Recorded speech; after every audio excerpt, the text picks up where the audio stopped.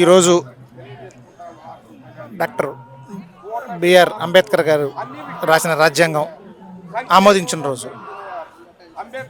ఆ, ప్రపంచంలోనే అతిపెద్ద లిఖిత రాజ్యాంగం, గొప్ప రాజ్యాంగం భారత రాజ్యాంగం.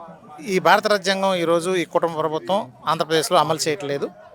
కేవలం రెడ్ బుక్ రాజ్యాంగం మాత్రమే అమలు చేస్తూ ఉన్నారు. ఎందుకంటే ఈ ప్రభుత్వం వచ్చిన కాడి నుంచి ఎస్సీ, ఎస్టీ, బీసీ మైనార్టీల మీద అక్రమ కేసులు పెట్టి వేధించటం, జైళ్ళకి పంపించటం, వాళ్ళ మీద పోలీసుల కేసులు పెట్టి థర్డ్ డిగ్రీ ఉపయోగించడం, ఈ విధంగా ఎస్సీ, ఎస్టీ, బీసీ మైనార్టీల మీద అక్రమ కేసులు బనాయించి ఈరోజు రెడ్ బుక్ రాజ్యాంగం రాష్ట్రంలో నడుస్తూ ఉంది.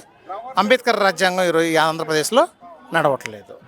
ఇప్పుడు ప్రజెంట్ రెడ్ బుక్ రాజ్యాంగం నిర్వహిస్తున్నారు, కానీ మీలాగా మేము రాజారెడ్డి రాజ్యాంగం కానీ మీ ప్రభుత్వం ఉన్నప్పుడు జరిగిన దళితుల మీద జరిగిన దాడులు ఇప్పుడు లేవు, కావాలంటే పోలీసులు అడిగి తెలుసుకోండి కూడా వాళ్ళు చెప్తున్నారు. నిజమే అబద్ధం? అది అంతా అబద్ధం.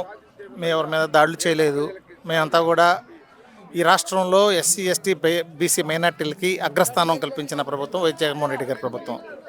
ఈరోజు రాజ్యసభ సీట్లో కానివ్వండి, ఎమ్మెల్సీలు ఇచ్చిన, మినిస్టర్లు ఇచ్చిన దగ్గరగా 80% ఎస్సీ, ఎస్టీ, బీసీ మైనార్టీలకు ఇచ్చిన ప్రభుత్వం వైఎస్ జగన్మోహన్ రెడ్డి ప్రభుత్వం.